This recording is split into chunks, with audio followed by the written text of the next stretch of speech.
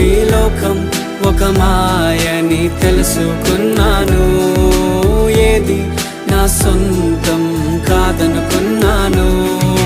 తప్పిపోయిన కుమారుని నేనైతే నా కొరకై నిరీక్షించే తండ్రి నా యేసు.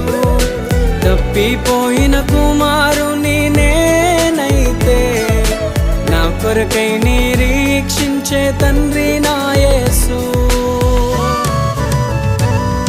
ఈ లోకమంతా నేను వెతకినా నాకు లేదయ్యా ఎక్కడా ఆనందం. నీ సన్నిధిలో ఒక్క క్షణం గడిపినా నా హృదయం